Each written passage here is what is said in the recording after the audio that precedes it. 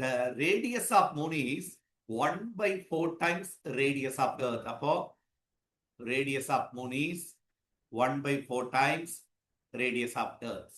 And mass is, the mass of moon is 1/81 times mass of the earth. Okay, the point at which gravitational field due to earth become equal to opposite to that of moon is, and that is distance between the center of the earth and moon is 60 r. இப்போ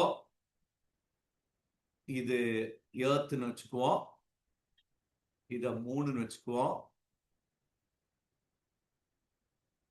ரெண்டுக்கு இடையில இருக்க distance 60 r.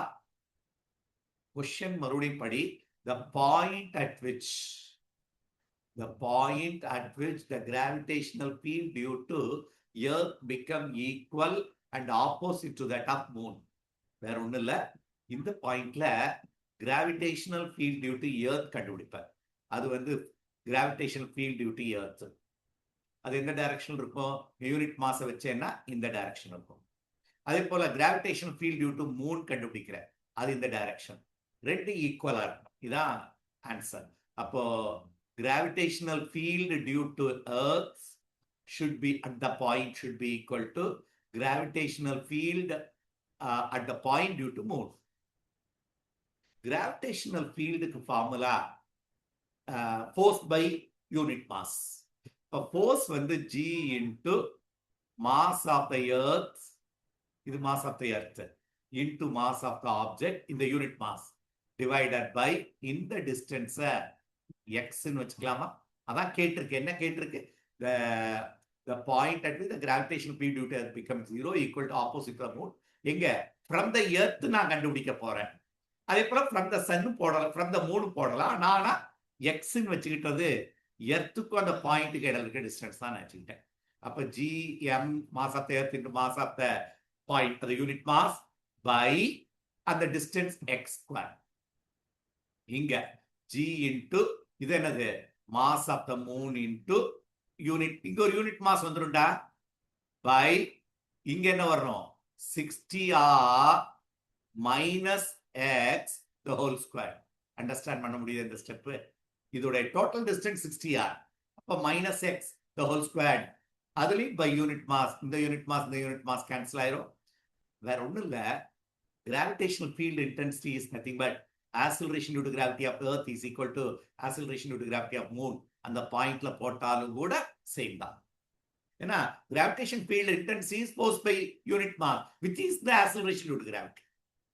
அப்போ gg cancel ஆயிடுச்சு. mass of the earth இருக்க இடத்துல நம்ம இதை நேராவே போட்டலாம். 81 times cross multiply பண்ண mass of the moon by x. xன்றது டிஸ்டன்ஸ். அவன் எக்ஸ் டிஸ்டன்ஸ் தான் கேட்டிருக்கான்.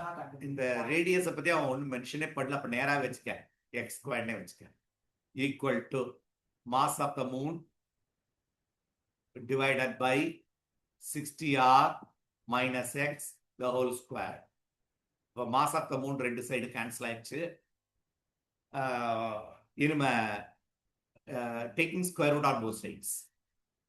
About 9 divided by x equal to the continuation இங்க எழுதுறேன் 1 by 60r minus x.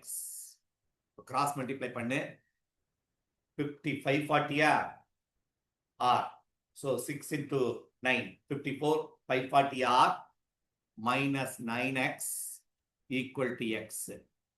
அப்போ 540r equal to 10x. அப்ப x will be equal to 54r. எங்க இருந்து இந்த distance? from the earth, from the center of the earth to 54r is the answer. அப்போ d the answer.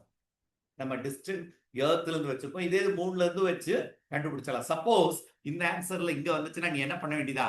60r minus 54r போட்டேன்னா என்ன தெரிஞ்சிடும்?